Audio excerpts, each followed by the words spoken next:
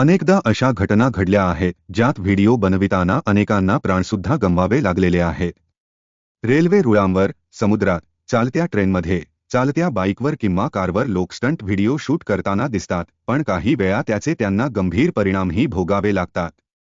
पाण्याच्या ठिकाणी मस्ती करू नका, असे अनेकदा सांगितले जाते, मात्र तरीही तरुणाई ऐकत नाही. मग साहजिकच कित्येकदा अशा व्यक्तींना प्रत्यही जीवालाही मुकावं लागतं. धबधब्यावरील असाच एक स्टंट तरुणीच्या चांगलाच अंगलट आला आहे.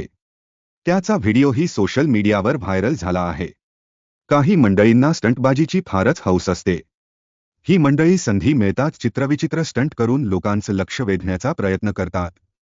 पण ही स्टंटबाजी काही वेळेस त्यांच्या अंगाशी सुद्धा येते. प्रसिद्धी मिळविण्यासाठी धोकादायक स्टंटबाजी करणाऱ्यांना चांगलीच अद्दलही घडल्याचे व्हिडिओ अनेकदा समोर आले आहेत.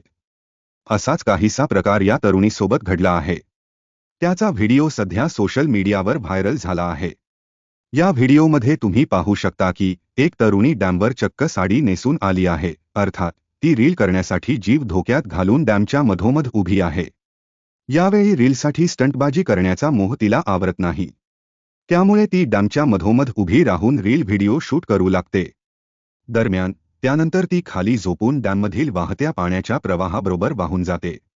कुठेही असे जीवावर बेतणारे स्टंट करणाऱ्या लोकांना नक्कीच कधी ना कधी धडा मिळतो.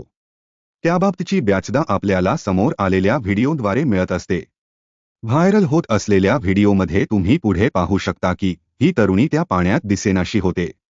प्रसिद्धी झोतात येण्यासाठी तरुणाई स्टंट करताना दिसून येते. दिवसेंदिवस निरनिराळे स्टंट करण्याची जणू क्रेझच झाली आहे.